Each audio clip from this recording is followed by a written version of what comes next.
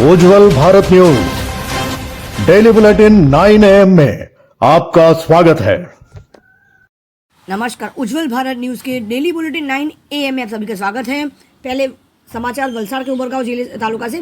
वलसाड़ जिले के उमरगांव तालुका के खातलवाड़ा गांव के पास यात्रियों से भरी एक निजी लग्जरी बस पलट गई। उमरगांव तालुका के मछुआरों को वेरावल पोरबंदर ले जा रही एक निजी लग्जरी बस के चालक ने बस से नियंत्रण खो दिया और ढेकू खाड़ी के पास पलट गई। बस में सवार 40 से अधिक नाविकों और मछुआरों को मामूली चोट आई है। घटना की जानकारी मिलने पर स्थानीय और उमरगांव पुलिस मौके पर पहुंची। गनीमत रही कि घटना में कोई जानहानि नहीं हुई और परिजनों ने राहत की सांस ली।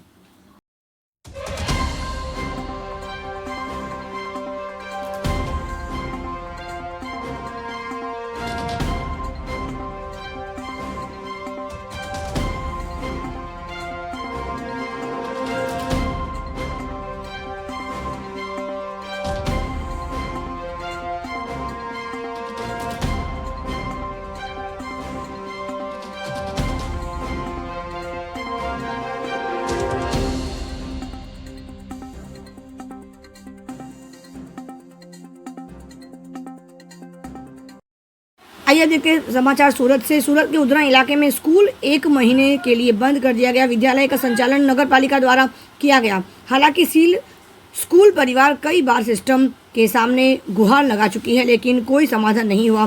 स्कूल की सील नहीं खोलने से नाराज छात्रों ने स्कूल की सील तोड़ दी और स्कूली छात्रों का भविष्य बड़ा सवाल है ये कि क्या छात्रों को स्कूल में पढ़ने को मिलेगा या नहीं।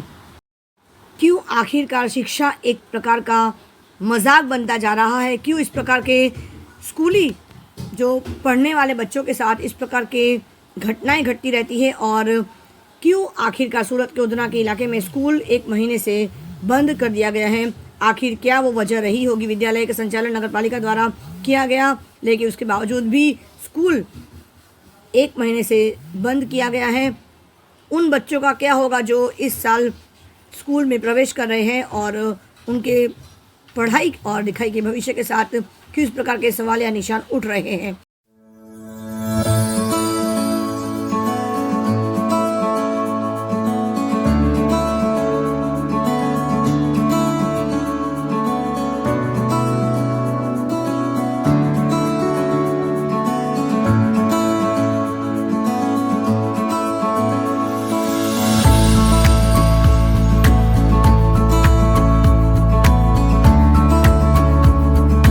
आपका परिचय में कौन सा स्कूल है, क्या विषय था, आज लॉक तोड़ने में आया, क्या पूरा मामला? मैं JS पंडित, प्रिंसिपल श्री छत्रपति शिवाजी मराठी विद्यालय। एक्चुअली जब राजकोट की घटना बनी और राजकोट की घटना के बाद बहुत सी स्कूलों में फायर सेफ्टी की सुविधाओं के अभाव में उनको सील किया गया, तो उसी समय हमारा फायर सेफ्टी इस्टेब्लिश था, बट रिन्यूअल लेना बाकी था।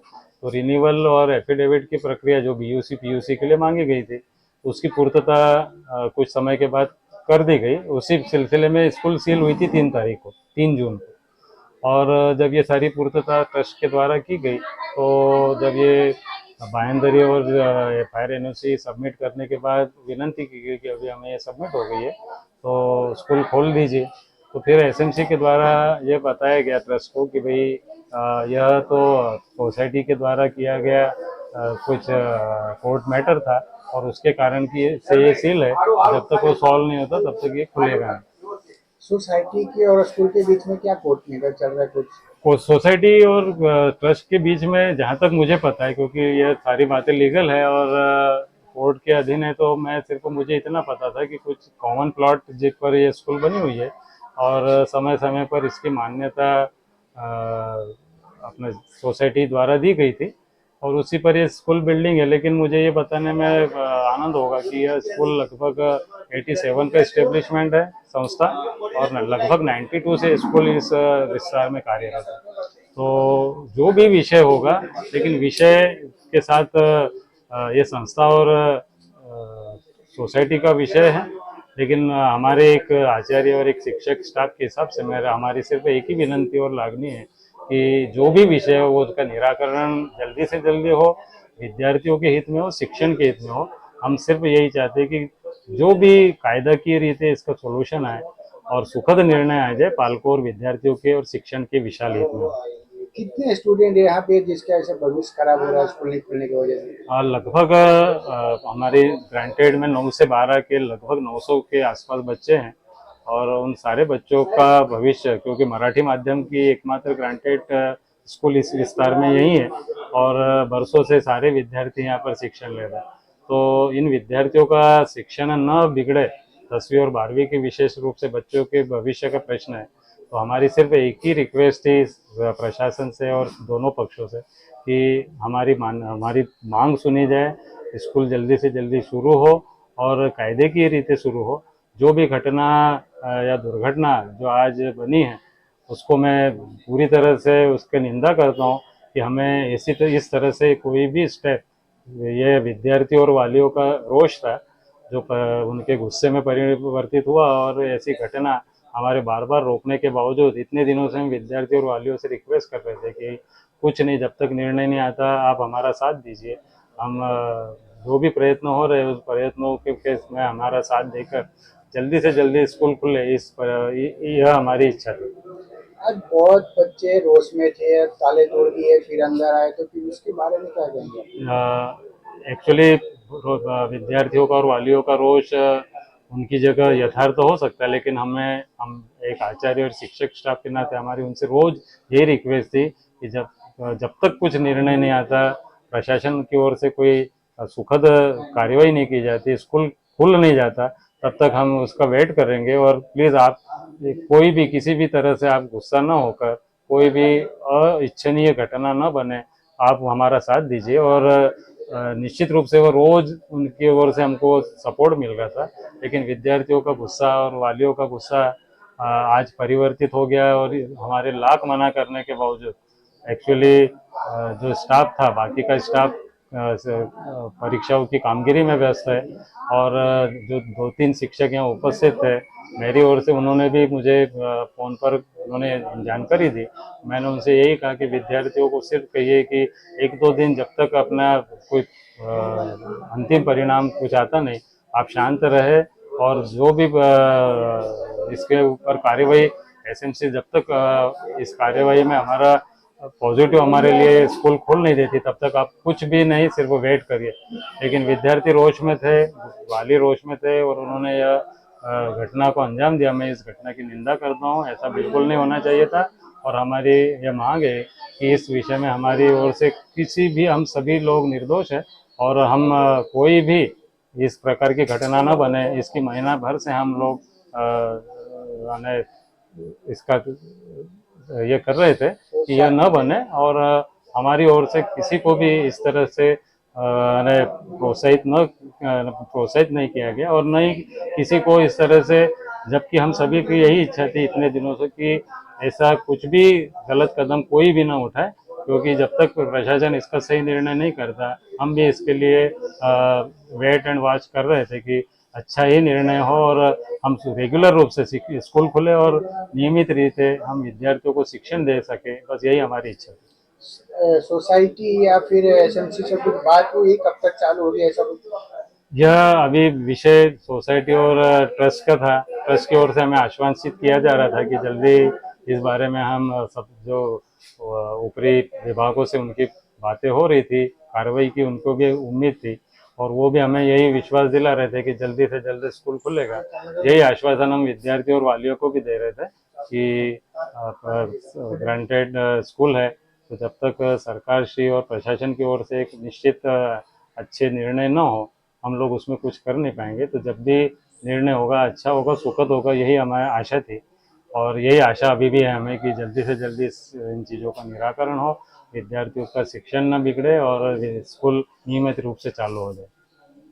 चलिए आपको सीधे सूरत से ले चलते सीधे सोमनाथ, जो हमारा प्रथम ज्योतिर्लिंग माना जाता है। प्रथम ज्योतिर्लिंग सोमनाथ मंदिर पर आज मौसम की पहली बारिश हुई है, जिससे मंदिर परिसर एवं उसके आसपास का वातावरण अत्यंत आकर्षक दृश्य में तब्दील हो गया है। मौसम से पहले हुई इस बारिश से ऐसा अद्भुत माहौल बन गया है, ऐसा अद्भुत नज़ारा दिखने को मिल रहा है मानो स्वयं इंद्रदेव महादेव का अभिषेक कर रहे हो। द्वादश ज्योतिर्लिंग में से प्रथम सोमनाथ मंदिर ने पवित्र प्रभास भूमि पर इंद्रदेव अभी स्वरूप वर्षा के पवित्र जल से जय सोमनाथ मंदिर का अभिषेक करने का अद्भुत दृश्य निर्मित किया गया है। आपको बता दें कि श्रद्धालुओं के लिए यह एक अनोखा अनुभव रहा। हिंदू परंपरा के अनुसार पहली बारिश को लोगों ने जीवन के लिए एक शुभ संकेत माना जाता है और यह देवी देवताओं की कृपा और उदारता का प्रतीक भी माना जाता है। श्री सोमनाथ मंदिर के परिसर में लोग मंदिर के पवित्र शिखर पर मूसलाधार बारिश के पानी को देखकर खुशी से मंत्रमुग्ध हो गए। इस पहली बारिश से सोमनाथ मंदिर की हरियाली और खिल उठी है। मंदिर के किनारे से भगवान इंद्र के साथ गर्जना करता रत्नाकार समुद्र महादेव के चरण धोने के लिए मंदिर की ओर बढ़ रहा दिखाई दे रहा है, जिससे एक मनमोहक दृश्य उत्पन्न हो रहा था।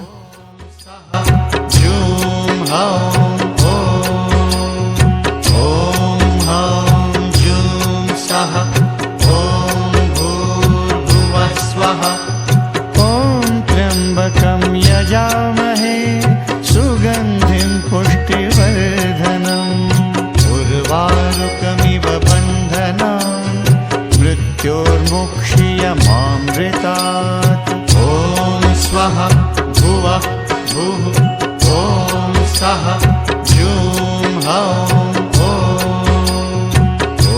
त्र्यंबकं यजामहे सुगंधिं पुष्टिवर्धनम् उर्वारुकमिव बन्धनान् मृत्योर्मुक्षीयमामृतात्। ॐ स्वः भुवः भुः ॐ सः जूं हौं ॐ जूं सः ॐ भूर्भुवः स्वः। ॐ त्र्यंबकं यजामहे सुगंधिं पुष्टिवर्धनम् उर्वारुकमिव बन्धनान् मृत्योर्मुक्षीयमामृतात्। ॐ स्वः भुवः भुः ॐ सः जूं हौं ॐ त्र्यंबकं यजामहे सुगंधिं पुष्टिवर्धनम् उर्वारुकमिव बन्धनान् मृत्योर्मुक्षीयमामृतात्। ॐ स्वः भुवः भुः ॐ सः जूं हौं जूं सः ॐ भूर्भुवः स्वः। ॐ त्र्यंबकं यजामहे सुगंधिं पुष्टिवर्धनम्। अब आपको ले चलते हैं एक ऐसे विशेष समाचार की ओर। पहला चारागाह खोल गया है और सूत्रापाड़ा तालुका के पदुरुका गांव में 52 लाख की ज़मीन खोली गई। सूत्रपाड़ा के पड़रखा गांव में पहुंचा बुलडोज़र। पड़रखा गांव की ज़मीन पर हुआ दबाव। तालुका विकास अधिकारी बड़े काफिले के साथ पहुंचे पड़रखा गांव।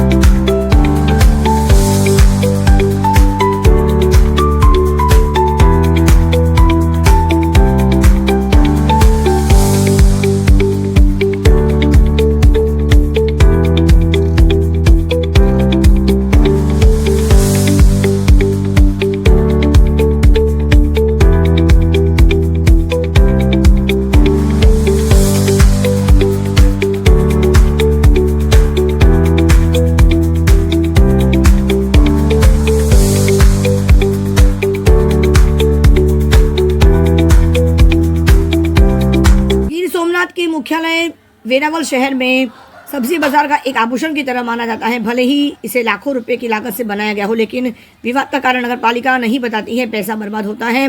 गिर सोमनाथ मुख्यालय वेरावल शहर में एकमात्र सब्जी बाजार है। पूर्व में नगर पालिका द्वारा लाखों रुपए की लागत से 2 मंजिलों तैयार कराई गई है, लेकिन आज तक इसके उद्घाटन तक नहीं हो सका है। सब्जी मंडी में इसका इक्का दुक्का व्यापारी ही नजर आते हैं, बाकी जानवर घूमते नजर आते हैं। लेकिन ठीक मंडी के बाहर की सड़कों पर मुख्य सड़क के पास बड़ी संख्या में सब्जी विक्रेता लगे रहते हैं। वजह भी अजीब है। हैरानी की बात यह है कि जिन व्यापारियों के लिए लाखों रुपए की लागत से ये मार्केट बनाई गई है, वे अंदर बैठने को तैयार नहीं है। वहीं दूसरी ओर सब्जियों का वितरण आसपास ही बाहर होने से ट्रैफिक की समस्या भी पैदा हो रही है। रास्ता पार्किंग के अभाव में सब्जी खरीदने आने वाले लोग अपनी बाइक सड़क पर खड़ी कर सब्जी खरीदते हैं, जिससे कि काफ़ी परेशानी का सामना करना पड़ता है। वेरावल नगर पालिका के मुख्य अधिकारी का कहना है कि सब्जी मंडी के ज़्यादातर व्यापारी अंदर कारोबार करने के लिए नहीं है। ऐसा लगता है कि मामला अलग अलग समुदायों के मुद्दे पर उलझा हुआ है। नगर पालिका की ओर से व्यापारियों के लिए और नागरिकों के खुशहाली के लिए सब्जी मंडी बनाई गई है, लेकिन इसका पर्याप्त उपयोग नहीं हो पा रहा है। गौरतलब है कि विभिन्न मुद्दों को लेकर व्यापारी सब्जी मंडी में आने को तैयार नहीं है। कोई कहता है कि जो आगे बैठता है उसे बिजनेस मिलता है। हालांकि यह पूरा मामला पूरी तरह से चौपट हो चुका है, लेकिन सालों बीत जाने के बाद भी सब्जी मंडी कूड़ा घर बन गई है और जिससे लोग परेशान भी है।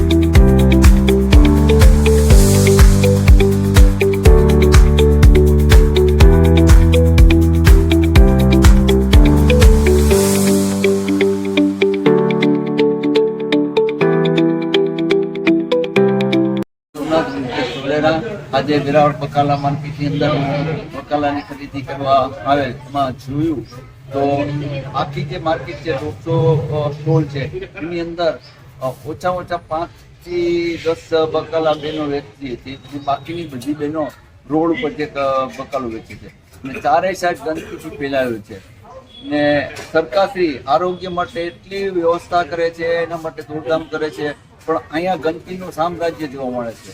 જે નગરપાલિકાને જે બહેનો છે વારંવાર રજૂઆત કરવા છતાંય આજની તારીખ સુધી ગંદકી સાફ નથી થતી અને આ માટે મારા વેપારીને આલમમાંથી સામેના જે જવાબદાર લોકો છે એને હું જાણ કરીશ કે આવી સારી વ્યવસ્થા થાય, આવી માર્કેટની અંદર સદુપયોગ થાય એવી હું આશા રાખું છું।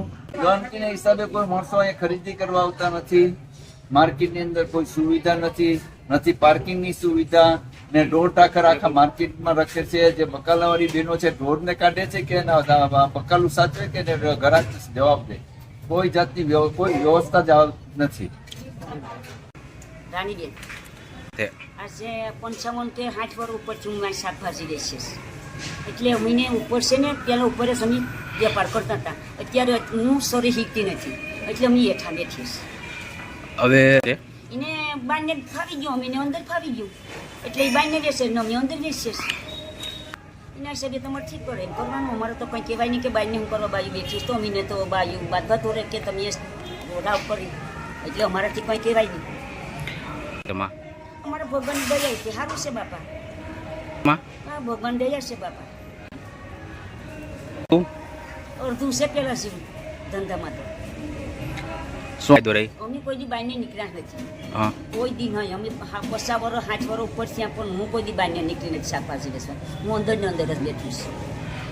બેઠતી હતી તોય હું અહીં અંદર સુકું માંડીને બેઠી હતી, કોઈ બેસતા હતા નહીં બેઠી હતી. વેરાવળની ખાસ કરીને કહેવા જઈએ તો એકમાત્ર શાક માર્કેટ છે જે વેરાવળ નગરપાલિકા સંચાલિત હોય, અને વેરાવળ નગરપાલિકામાં ભૂતકાળમાં જે રવિભાઈ ગોહેલ ખૂબ પ્રમુખ હતા ત્યારે એમનું આનું લોકાર્પણ કરવાનું હતું, પણ કોઈના કોઈ કારણોસર અહીંયા એટલા બધા વિવાદો થયા હતા શાક માર્કેટને કે કેટલો સમય તો અહીંયા એ જર્જરિત હાલતમાં પડી રહી. બાદમાં બધાને સમજાવવામાં આવ્યા અને ત્યાર પછી અહીંયા જે શાક માર્કેટ છે એ ચાલુ થઈ છે, પણ આજ દિન સુધી એનું લોકાર્પણ પણ નથી થઈ શક્યું, કારણ કે વચમાં એમાં વિવાદો ઘણા બધા હતા. ખાસ કરીને શાક માર્કેટ છે અહીંયા કેટલા વર્ષોથી લોકો શાક વેચીને પોતાનું રોજીરોટી રળીને ગુજરાન ચલાવતા હોય, ત્યારે આ એક શાક માર્કેટ એ લોકોના કહેવા મુજબ, એટલે કે નગરપાલિકાના કહેવા મુજબ એટલી બધી સુંદર, સ્વચ્છ અને સુવિધાજનકવાળી નગરપાલિકા દ્વારા આ શાક માર્કેટ બનાવવામાં આવી છે.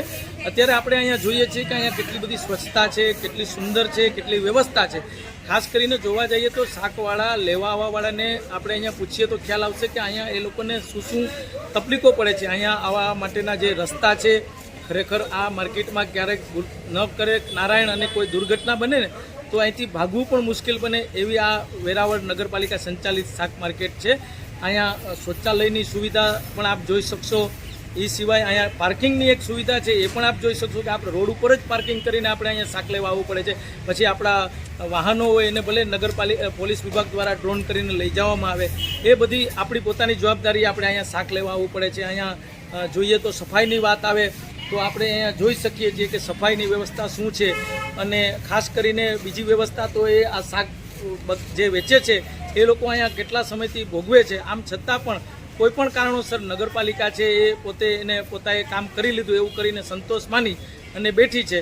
જો આની ઉગ્ર પાયે રજૂઆત થાય તો અહીંયા લોકોને સુવિધા મળે અને લોકો શાકભાજી લેવા આવે.